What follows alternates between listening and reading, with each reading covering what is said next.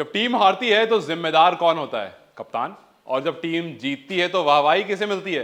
कप्तान को। और वही अगर मैं पूछूं कि टीम जब हारती है तो जिम्मेदार कौन होता है? कप्तान।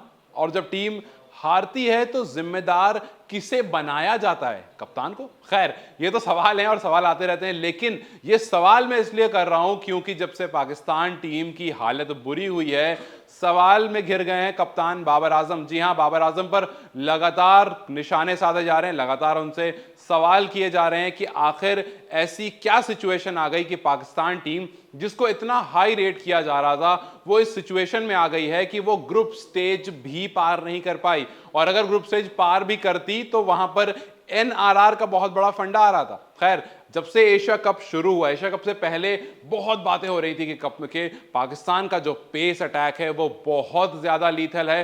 पाकिस्तान के पास शाहीन है, रऊफ है, 150 की रफ्तार से बॉल करते हैं और बहुत सारी बातें चल रही थी कि पाकिस्तान के बल्लेबाज काफी अच्छे हैं, पाकिस्तान के पास फकर जमान जैसे बल्लेबाज है। हालांकि फकर जमान को जब जब मौका मिला मोर और लेस काम उन्होंने कर दिया, लेकिन कहीं ना कहीं सवाल बाबर आजम पर इसलिए पूछा गया कि आखिर क्यों आपने फकर जमान को बिठा दिया एक मैच के बाद ही? क्या वाकई आपको उन पर भरोसा नहीं था? क्योंकि बाद में आप बहुत बड़ी बड़ी बातें कर रहे थे, वो बंदा इंजर्ड नहीं हुआ था, फिर भी आपने उसे बिठा दिया था और बाद में आप कह रहे थे कि फकर अगर 30 ओवर टिक गया तो हमें पता है हम मैच जीत जाएंगे, अगर फकर 20 ओवर टिक गया तो हमें पता है मैच जीत जाएंगे। इसी फकर को अगर आप पहले खिला देते तो ये सिचुएशन शायद नहीं आती। लेकिन क्या वाकई आप एक खिलाड़ी पर इतना निर्भर होकर जाओगे?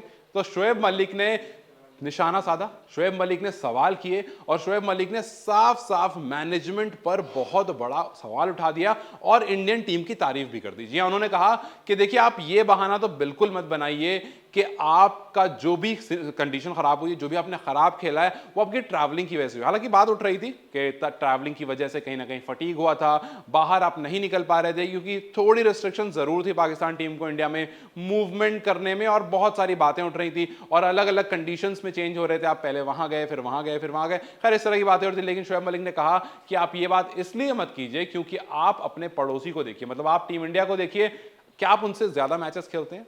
क्या आप उनसे ज्यादा ट्रैवल करते हैं? नहीं। आप जिस तरह से टीम इंडिया ट्रैवल करती है, अलग अलग कंडीशंस पर जाकर खेलती है और उनके जो प्रीमियम प्लेयर्स हैं वो हर जगह जाकर खेलते हैं, क्या उनके पेसर्स पर कोई भी फर्क पड़ा? बिल्कुल नहीं पड़ा। उनकी सीम और स्विंग बिल्कुल भी नहीं हिली है, वो पूरे वर्ल्ड कप में डोमिनेट कर रहे हैं। तो आप ये तो बिल्कुल भी नहीं कह सकते हैं कि मैनेजमेंट की गलती है। हालांकि उन्होंने कहीं ना कहीं मैनेजमेंट पर उन्होंने कहा कि आप ये नहीं कह सकते हैं कि मूवमेंट की गलती है, आपकी ट्रैवलिंग की गलती है। उन्होंने कहा कि मैनेजमेंट जिम्मेदार जरूर है, ये बात मैं बिल्कुल कहूंगा। उन्होंने एग्जाम्पल मैक्सवेल का दिया। उन्होंने कहा कि जिस तरह से आपको मैक्सवेल की वो इनिंग देखो, जिस तरह से मैक्सवेल को बार बार हेल्प मिल रही थी, क्या हमारे पास वो हेल्प मौजूद भी है?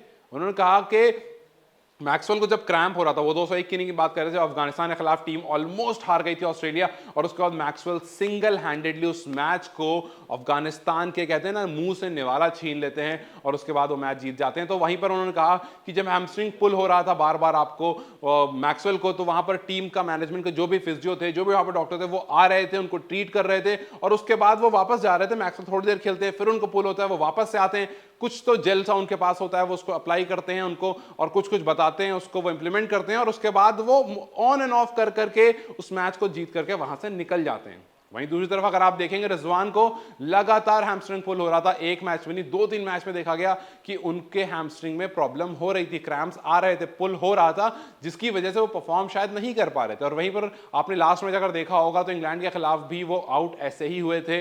मोइन अली की बॉल थी, स्टेप आउट करके मारने की कोशिश करते हैं और उनका हैमस्ट्रिंग पुल हो जाता है। तो उन्होंने कहा कि हमारे पास मैनेजमेंट भी अच्छा नहीं है।